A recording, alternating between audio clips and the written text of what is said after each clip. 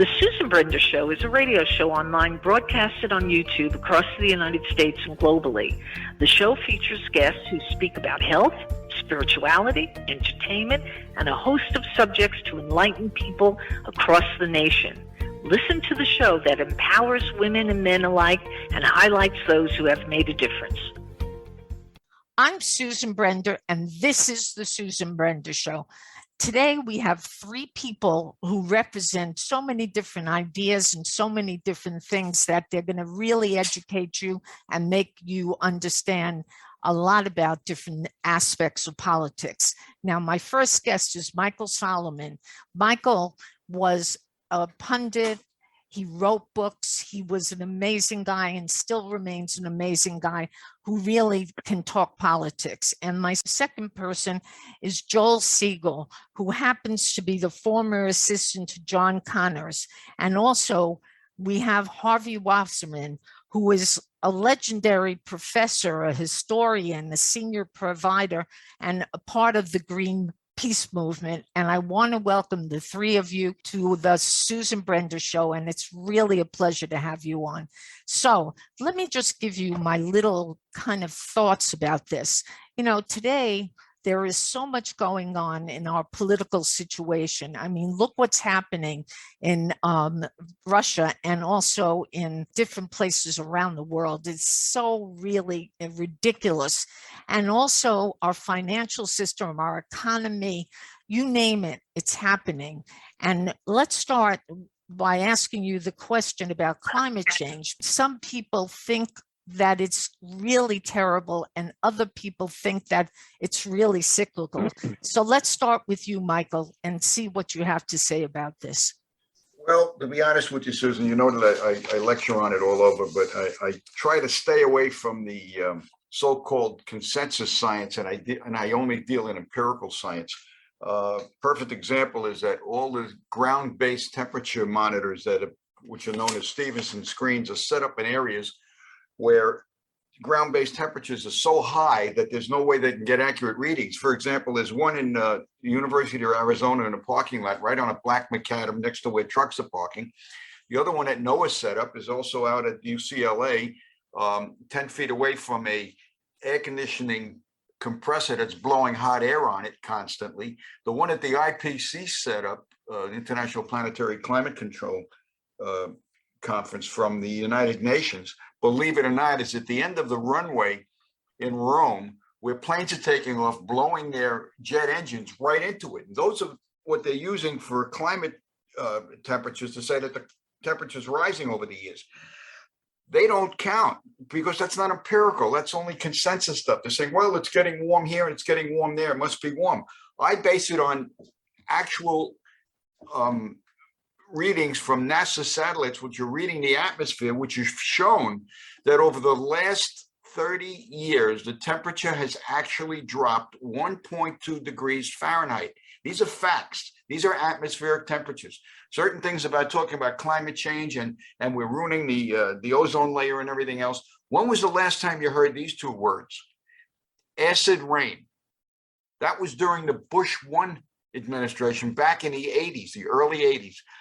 It's been eliminated. Why? Because the hole in the atmosphere has been closed. We talked about fluorocarbons back then. When I remember when women were blowing their hair, spraying their hair with hairspray, there was such a panic that the next time they picked up the can of hairspray, they were going to blow a hole in the atmosphere and suck us all into outer space. Nobody knew that. But that's the problem. And the ice is not melting. As a matter of fact, just 2 weeks ago, NASA came out with photographs of the Hubbard Glacier, the largest glacier in North America that has grown 14 miles in the last 3 years. It's blocking the sea lanes. Captains I know who are captains of cruise ships can't take their passengers there without going 60 kilometers the other way to get around the islands so that they could show them the Hubbard Glacier. It's going to freeze over. Let me just ask Harvey.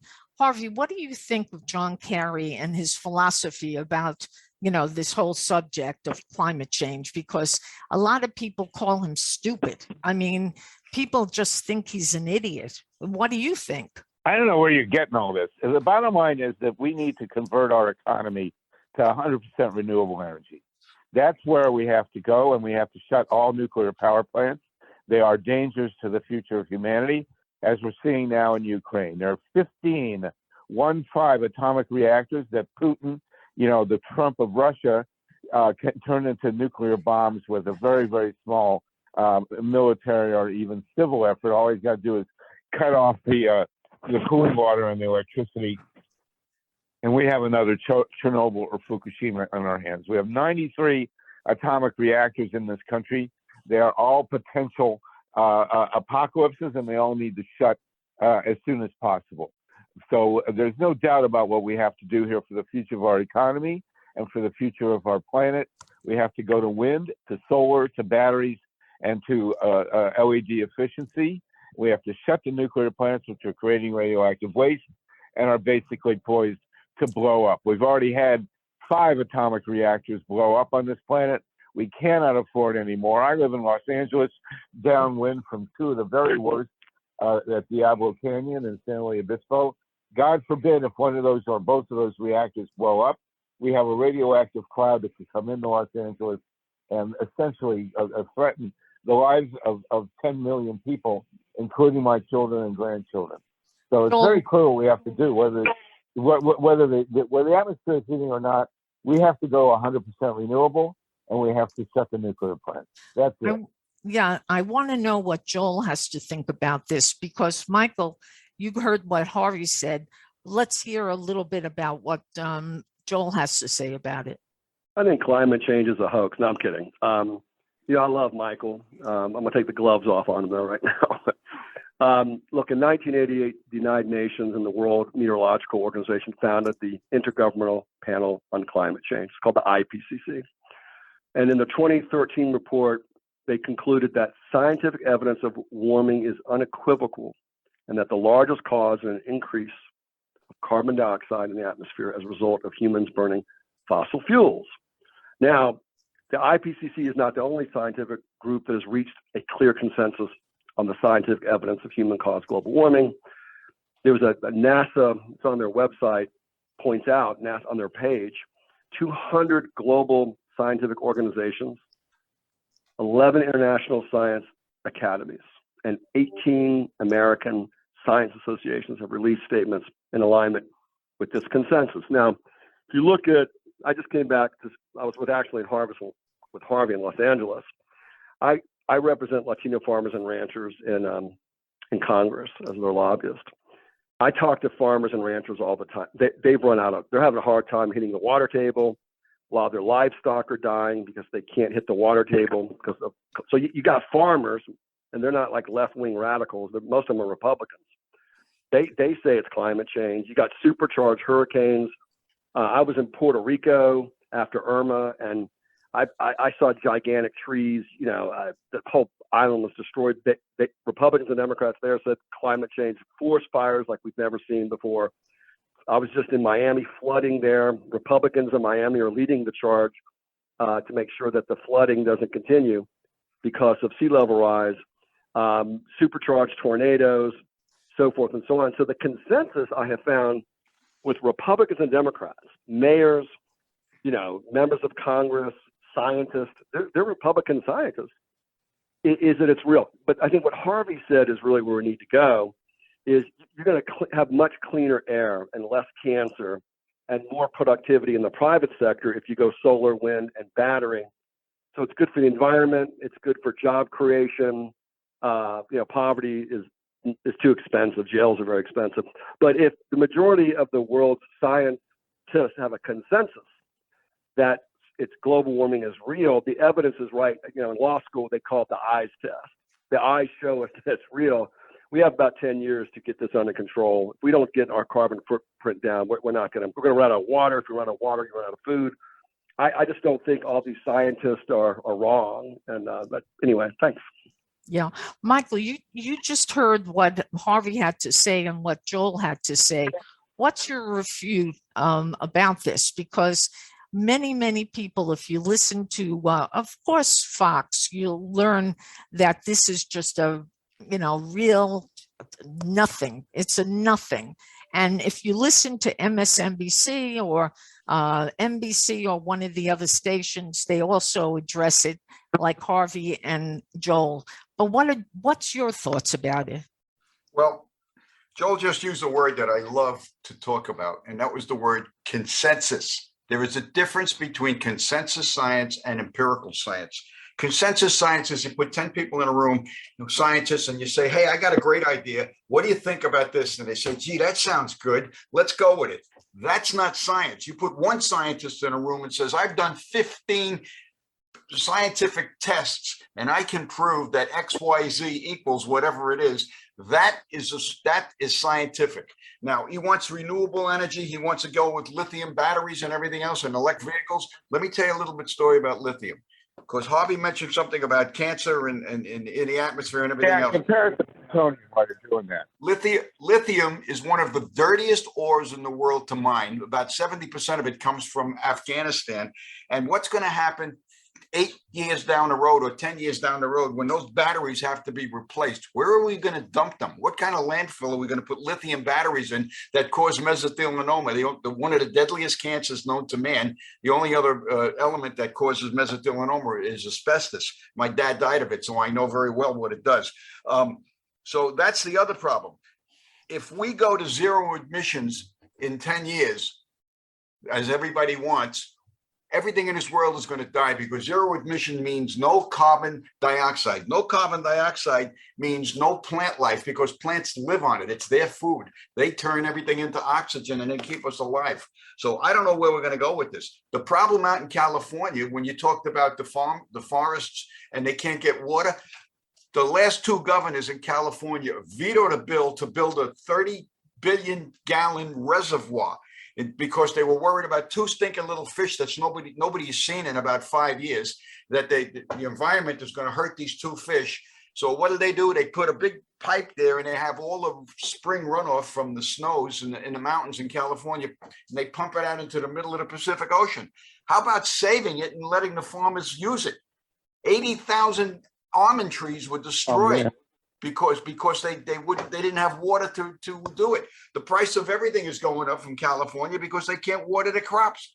We can't get the crops. They're not cleaning up the forest floors, which is where 90% of the forest fires are starting, because of lightning strikes. I mean, they have a great land management policy in New York. We have big forests in New York, the Adirondacks, the Catskills. You see forest fires there? Not in the last 50 years. So okay. I don't know what's going on, but they better get their act together, because they're killing themselves. We're not doing it. I hear you, Joel, and I want to hear what you have to say about what Michael just said. I want to agree with one thing. Harvey, trying to get in. Okay, go ahead. Get in, Harvey. I'll speak after Harvey, if that's okay. Yeah. Okay. Harvey, what's your thoughts? I'll agree with one thing Michael just said, which is that he doesn't know what's going on. We have a very clear, as Joel said, the consensus among scientists is based on empirical. They just don't wake up and come up with this stuff. And the reason we fought acid rain and we did a good job on it was because of consensus among scientists. Scientists come to consensus based on facts. Michael, I don't know what you're talking about, where you get your stuff. The bottom line is that we have a very clear path here, both for the economy and the environment, and that is to go to 100% renewables. We understand the problem with lithium and also with cobalt. You didn't mention that. But the bottom line is they are not uranium and plutonium, and they are not coal and oil. These are manageable problems. The batteries are being built to be recycled, and as are the windmills and the solar panels. And we have learned lessons over 50 years, which apparently you have not. The bottom line is that renewables work. We have 4 technologies that can solve the energy crisis, which are wind, solar, batteries, and LED efficiency. And we need to shut these nuclear plants, stop creating radioactive waste if you're so concerned about toxic in the environment. And that will solve the problem. That will create the jobs. That will stabilize our economy. If we were working on wind, solar, batteries, and LED, we would not have this war in Ukraine with this Trump fascist who's running Russia. We would be independent of their gas, their oil, and would be moving ahead to a sustainable and survivable planet. Very clear what we need to do. and very clear that you don't know what you're talking about. Well, you Really? have to, Michael, you have to answer him because Well, you heard what he I'll do it said. this way. I'll do it this way, okay? You know why we have nuclear waste in this country from power plants, and we're burying it in mountains in Nevada and everywhere else? Because we're not using the French model. No, we're not. We're not burying 80%. it. We're not burying it in mountains in Nevada. 80%. We're not burying it in mountains in Nevada. That's not happening. Oh, no. Okay. All right. Yeah. Then All right. the Atomic Energy Commission of the United States of America is absolutely wrong, and they're lying. They monitor it every year. We got freight trains that are carrying. What are you talking about? There's no central. Look up. I've been there. I've been in that mountain. Let me ask you something. You have Joel. no idea what you're talking about. Why don't we use the French model? 82% of France's power is from nuclear, and they recycle the uranium. They don't bury it when it runs out. You're wrong on both counts. Use it over and over. You're completely wrong. Okay. You're completely wrong on both counts. Joel, I'm interested in knowing. Joel, let me ask you something. Is this a political issue, or is this your personal philosophy or thoughts? What is it? Well, my background is as a lawyer. UNC Chapel Hill Law School, one of the best law schools in the country. By the way, Harvey just happens to be one of the world's experts on nuclear power. He travels all around the world, speaks all around the world, written books on nuclear power. So I'm going to defer to Harvey because he's actually one of the architects of the whole movement against nuclear and force. So no, I don't believe really too much in political. My background is law and science, and I'm a big believer in science. I think science, if you look at what the scientists have predicted over the last 20 years about what would happen if climate change, went unabated, everything they said has come true. So I don't think NASA is political. I mean, I've never met anyone from NASA that's political. NASA wanted to put people on the moon and go to Mars. So is NASA political? I don't think so. No, what we have to do is we have to really move forward about whether is it man-made or is it episodic, or we got to move past that. We all know that it's human caused. Now, let's say you have epochs of time where there's, let's say, changes in the atmosphere, where it might be, hotter or colder. What climate change does, it makes those particular instances even worse. So Michael Mann, who I'm very close to, one of the most brilliant climate scientists in the world, it's undisputed that climate change is here. It's real. Every week or every month, we see something in the paper, a 100-year flood, a 100-year tornado, a 100-year hurricane. In other words, there's so much, there's a mountain of scientific evidence that we are in big trouble. The conversation now has to move away from, is it real or is it not real? Thousands of scientists know it's real, to what are we going to do about it before it's too late? Because if we keep debating, is it real or not real, we're going to be underwater, we're going to run out of water. There is the lightning strikes that happen. What happens is there's a lot of underbrush that we have like in mountains, but because of climate change, there's not a lot of moisture in this brush, so you have a tinderbox. That's because of climate change. But I don't think Republican farmers who I've met, been meeting with, who are running out of water, they can't get to the water table. If a Republican Reagan-thinking farmer says it's climate change because they're seeing themselves the changes in rainfall or freezing temperatures that ruin their crops when they've never seen it before, I just wouldn't call that political. I would call it fact. It's facts. We got to move now to what are we going to do about it. Harvey has laid out what we need to do about it. That's where we need to head towards. I think a lot of those who say that, I'm not talking about Michael now, those who say that climate change is not real, if you read The Climate Wars by Michael Mann, the natural gas and fossil fuel, I call them fossil fools, they spend billions of dollars, putting out propaganda and these fake false scientific journals, and they hire these scientists who aren't really, they don't really have scientific backgrounds if you do the research, and they're putting all this propaganda out, and people are believing it. And, I just read a great book called The Constitution of Knowledge, and it's about how people are believing in mythologies to the point now we don't even think critically. Look, if I have to believe scientists versus profit-making people who gouge me at the pump, I don't trust ExxonMobil as far as I can throw ExxonMobil. I don't trust utility companies who make a profit. I trust science. Thank you. Okay, Joel, I have another question for you. We're taking all the oil and all the gas and everything from Russia, and we have so much in our own country, okay? It's all over the place, and it's so easy to really access it. So why do you think we're taking it from, Russia when Russia is not our friend, it's our enemy? And I'll have you answer that, Michael, after Harvey, Joel answers it. Well, right now we're releasing, Harvey can talk about this too. Right now, the United States is releasing, scores and scores of our oil reserves that we have. So, the real, I think, question is, what if we had solar and wind and battery? Then we wouldn't have to worry about, do we get gas and oil, from the Ukraine or from Middle East countries and that are dictatorial and torture their people. If we want to be dependent on energy, let's use the energy from the sun, energy from the wind, geothermal. You see what I'm saying? We don't need oil and gas and coal. It kills people. In terms of, mortality rates, in terms of cancer, no one can tell me that that's made up. We know that that those pollutants kill. They cause cancer. There's infant mortality rates, et cetera, et cetera. We've got to move towards solar, wind, and battery. It'd be good for business, good for the economy, good for health. Harvey, I hear you in the background, so I have a feeling that you have an opinion about what Joel just said.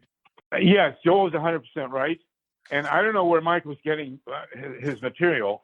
France gets less than 50% of its electricity, not its energy, from nuclear, and that's going down. They have 4 reactors that are having very serious problems, a very, very dangerous situation.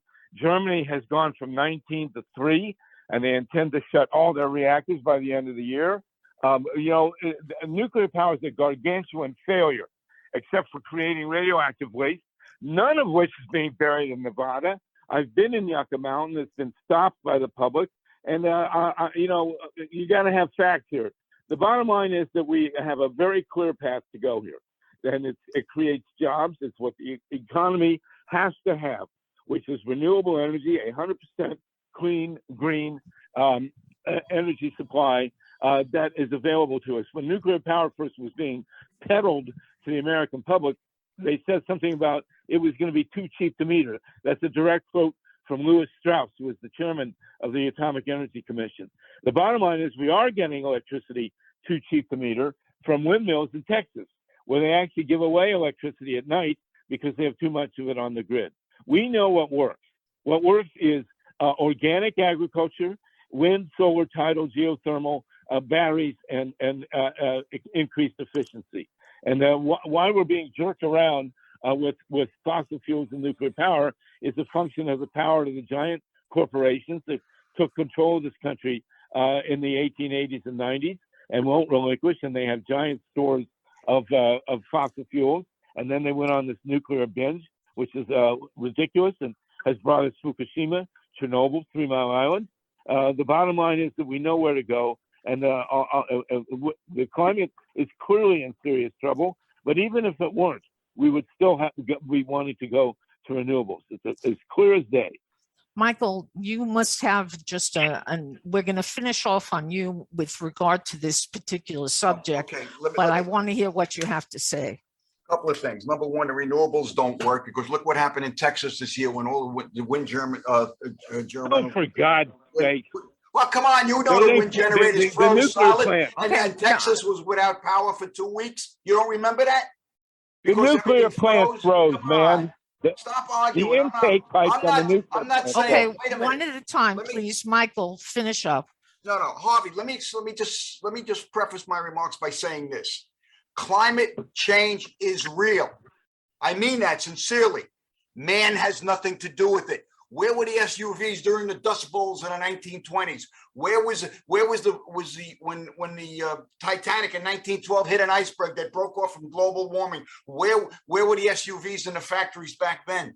Man can't do anything about it. This started in 1993 when Al Gore said he read Michael Crichton's book, State of Fear, and Crichton told him to stop quoting his book, it's fiction.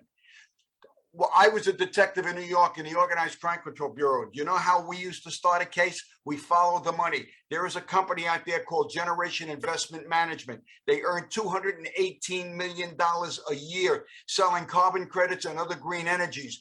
The company is set up in the UK. Do you know who the principals are? Al Gore is the CEO, and David Blood is his second in command. They're earning Donald the Wall Trump Street and Journal Putin, and Forbes magazine said that they're going to be the first billionaires to sell something that you can't smell or touch. So I don't know. You know, if you were an organized crime guy, take a look at it. I'm not saying there's no climate change. There is. Why do you think we have king tides in Florida and in California recently? Because the moon is 37,000 miles closer to the earth than it's been. Have you seen the size of the full moons lately? That's the only thing that controls the tide. Go down to the ocean and look at the ocean when it's low tide. You have to walk out another 50 to 75 feet to get to the water. But they're not telling us about the low tides. The media is only showing us the high tides. Give me a break. Be honest. You keep using the word consensus. Hey, I'd like to ask you, Michael, if you were an organized crime investigator in New York City, can you tell us about Donald Trump's mafia connections? There were no mafia connections when Donald Trump. First of all, before Donald Trump got into it, as big of a business as he was, I had already retired. But that's besides the point. All right. And when I left the department, I worked for the man, and I never had a trouble getting paid. And I'm not talking about a salaried employee. I was under contract to do construction, and I never had a problem. Only one person I know claimed he didn't get paid. But I'm not here to talk about Donald Trump or anybody else. Yeah. Well, Okay. who poured the concrete? Who poured the concrete on Donald Trump's sky rises? Who poured it? A company in the Bronx. A company in the Bronx known as Civetic Concrete. That has nothing to do with the mafia. They happen to be Jewish. Yeah. All right. Let's move on. Let's move on, guys, and let's talk a little bit about equality. There's so much talk about equality, and the question becomes: are we an equal society? And can you hear me? Does equality mean equal? Does it mean equal? Michael, what is equality and what is the problem concerning that issue? Equality is, it's very simple. The problem with equality is that everybody wants everybody to earn the same amount of money and whatever. Nobody wants to realize that if everybody earned the same amount of money from the president of the United States down to a guy sweeping the factory floors, and Friday night we got the same paycheck right to the penny, by Monday morning we're not equal anymore, because somebody who's sweeping the floors may go out and go to a big box store and buy a big $200 pair of sneakers for his kids and a BMX bike, and take the rest of his money, buy some lottery tickets and a 6-pack of beer, and Monday morning he's broke. I may go out and pay my bills, take my kids to the movies or dinner, and what I got left over, I'm going to invest it and save it over the weekend. So Monday morning, I'm going to get a phone call. Hey, this isn't fair. We're not equal anymore. It's a free country. You can do what you want with your money. You can throw it away, or you can save it, or you can grow it. And the fact that we've got billionaires in this country is absolutely true. And do they pay enough taxes? They pay at the top 2% of all the taxes that are collected. And by the way, when they cut taxes, and this is a fact, you can check with the IRS and the Treasury Department, when taxes are cut, we collect more money than we ever did before. And there's good reasons for it, because you got more people back to work who are paying a little bit less, but the total sum is better. The other thing is, too, I've never met a poor person that created a job. When you got guys like Bezos, who creates 700,000 jobs a year. Bernie Marcus, who started Home Depot, who created over 450,000 jobs. And many of his people who were working for him have become millionaires because Bernie never took a single share of stock as an option. He gave it to his employees as bonuses. I can't tell you how many people that I know who work for Home Depot as managers in their store are millionaires today because of that. And that's what's going on. But we have to realize that people have to be paid commensurate with what they do. Harvey, do you agree with Michael? Well, I'm not. Equity is not what concerns me. What concerns me is people having enough. And Joel Segal is one of the great leaders on the issue of homelessness. I personally, I don't care about billionaires. If they get the money, they get the money. What I care about is that people should not be hungry. They should not be homeless. Ronald Reagan killed the community attempt to solve homelessness. And people should not be uneducated. They should have access to medicine. So I am less concerned about equity than I am about solving the bottom line problems. And Joel Segal is the great leader on that. So I defer to him. Okay, well, what do you think, Joel? Because you heard what Harvey said and you heard what Michael said. I'm a communist and I believe that the workers no, I'm kidding. I believe so I ran jobs programs for many years for the homeless. What I found were there were so many people that just wanted the American dream. They wanted that shot at the middle class, but there were barriers. One barrier was they didn't have housing because they couldn't afford it. The second barrier was they were working in minimum wage jobs, they couldn't afford housing. So or they didn't have a bus voucher. I do agree with Harvey. I mean, if you're a manager at McDonald's or a frontline worker and you're not making enough money to pay your rent, we have to really examine our values as a capitalist nation or as a Judeo-Christian nation. Are we living up to, life, liberty, and freedom, for all? No, we're not. So we need to have higher wages. No one, at least in the progressive community, is calling for equal wages. That's just not part of the conversation. The conversation is a livable wage, a good job. I wrote a bill, a jobs for all bill. I'm a jobs for all person. I'm against welfare. I don't think, unless you're disabled, people who are on welfare don't want to be on welfare. We are not an equal society. We've never been an equal society. I think Europe has a much better economic and political system. We have 7 million people who don't have housing. We have 78 million people who don't have adequate health care. I'm just talking about the statistics here. Great article in the New York Times. Majority of Americans have $70 in their bank account. So in case of emergency, that's why there's all these kinds of evictions. We have to have a national discussion, not on ideology, but on how do we make the middle class bigger again, more robust. What we do have is trickle down is a failure. David Stockman, who was the author, well, it was really Friedman, but Stockman said it was voodoo economics. Has not worked.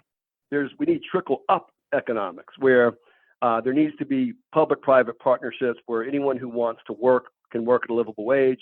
We still have, up to 4% unemployment. There's too many people out of work. Government and the private sector should work together, make sure that people have a job at a livable wage. Instead, we have shelters and soup kitchens and people, exploding populations and shelters and tents. It's disgusting. Who need a job and want to work. But let me ask you something. We need our middle class back. We don't have a middle class. What's wrong with the middle class or an upper middle class? Okay, well, let me ask you something, Joel. A lot of the people that you're talking about who are homeless have mental issues, okay? Right. And is that our responsibility to take care of them? It is, because let's say someone has a heart condition or a liver condition. It is our responsibility. Let's say you're a senior citizen. That's why we have Medicare or Medicaid. And people ask me what my politics are. It's Rhoda Segal politics. That's my mom. So I grew up in a Jewish community in Charlotte, North Carolina, where we believe we take care of each other. And I'm not really Democrat or Republican. I'm a Jew. I believe in Tikkun Olam, healing the world as a Jewish man. I'm not a handout person. I'm a hand-up person. But no, we're in a situation where if you have mental illness and it's organic, have we no shame? You know what we do in this country? We treat people with bipolar or schizophrenia, and then we throw them in the streets, and then they don't have medical care. That is like unbelievably cruel, immoral, and against every interfaith value system. How dare us become a nation of not taking care of our most vulnerable who cannot take care of themselves. Once people are treated most of the time, they have housing and coordinated care, they do fine. But Michael, I've experienced this with my family, and it's unbelievable how cruel we can be and immoral as a nation that professes to be a Judeo-Christian nation. We're not. And Michael, we're very cruel country. Yes, Susan. yeah, do you think that what he's saying about the people and how we our responsibilities, do you think that we have the responsibilities of taking care of all the homeless? Yesterday in Texas, almost 2,000 people crossing the border illegally were handed a cell phone and a debit card with a balance in it of $400, put it on buses and sent anywhere they want to go. We've got homeless veterans living in the street. Some of them are on drugs and whatever, and we don't take care of them. What kind of compassionate government is this? You want to talk about the minimum wage being $15 an hour? The average social worker in this country starts a starting salary with an MSW degree at about $30,100 a year. That's the average nationwide. I mean, they may be making more in New York and less in Kentucky, but the average across the county. Teachers are starting at about $29,000 a year. That's the average across the nation. We're going to give somebody $32,600 a year for flipping hamburgers plus benefits? Where's the sense in that? I don't have a problem with that. My new book just came out last week, Mental Acuity, How to Become an Entrepreneur and Shape Your Mind for Greater Success. I talk about two twin brothers in here, one who quit school at 17, went on to flip hamburgers at McDonald's, now owns 172 franchises. This is a true story, and about 9 shopping centers. He earns about $600 million a year and donates about $200 million to charity. His brother, who went to medical school, is an orthopedic surgeon, works as a resident in a hospital for a $300,000 a year salary. That's the difference. So it's not that. But the other thing we have to do is we have to educate them. Ron DeSantis, governor of Florida, just put a bill through and signed it that kids can't graduate high school until they take a course in finances and knowing how to invest and knowing how the stock market works and knowing how pension plans operate and how to apply for a mortgage and everything else. That's what's important. We've got to educate these kids instead of trying to teach them in kindergarten, in the first grade, that they can be a boy or a girl, whatever they want to be. I mean, that's baloney. Teach these kids something in finance. Let them learn something. We get kids graduating high school, can't even balance a checkbook. Yeah. I don't get it. It starts in the classroom. It starts in the home. It's not out in the streets. Look at a guy like Famous Amos, who was a homeless guy who turned out to be a multimillionaire selling chocolate chip cookies. Come on, you can do it. It's all mental acuity. You got to pick up yourself by the bootstraps and you got to do it. You can't start relying on everybody else to do it for you. I wish we had more time. Not an entitlement society. We got to learn to fend for ourselves. Well, let me just say that we're running out of time. So I want Harvey Wasserman to tell our audience how they get in touch with him and, learn a little bit about what he has to say. Harvey, how do they get in touch with you? And if you've written a book, tell us about your book. So my new book is called, thank you for this. My new book is called The People's Spiral of U.S. History. It's at Amazon and also at my website, solartopia.org, SOLARTOPIA.org. And I defer to Joel on these questions of social justice. He is the master, and I appreciate being on your call. But we need to shut. Number one thing, the number one danger facing the human race is the continued operation of these nuclear power plants. They have to shut as soon as possible, and we do have the technology, thankfully, to go 100% renewable. So thank you for that. And what about you, Joel? I know that you've written some books, and there are people ought to know how to get in touch with you as well. Yeah. By the way, Harvey's history books. I actually am quoted on the panel of this book. It's the best history book I've ever read in my life. It's also very funny. He's the modern Mark Twain, in my opinion. If people want to look at them, I'm directing a new national campaign to end homelessness and unemployment. Go to nationalcoachforthehomeless.org to become part of our campaign. Or you can email me at joel, JOEL, .r.segal, SEGAL, @gmail.com. It is time to end homelessness. We're the richest country in the world. People who want to work, get a job, or just need a safety net. That's what we need to do. It's the right thing to do. We can do it. And Michael and I actually agreed on a lot of the things that he said. Home is not jails. Thank you. Okay. And what about you, Michael? How did they get in touch with you? Thank you, And Susan. tell us about your books as well. They go to my website, either successtalkinc.com or michaelsolomonbooks.com. All my books are listed there. If they want to contact me, they can do it through my website. My latest book, Mental Acuity, The Entrepreneur's Guide to Shaping Your Mind for Greater Success, just came out last week. It's getting rave reviews. The foreword was written by the former CEO of American Express, which was nice of him. And that's basically it. My other books on politics and history are also listed on my website. And there's a couple of novels there also. My latest novel just hit number 8 on the bestseller list. So we're hoping that's going to move up the line. So again, they can reach me through my website. Thank you. I want the audience to know that we had a very interesting show today. I feel very strongly about it because you learned what people think and what they know.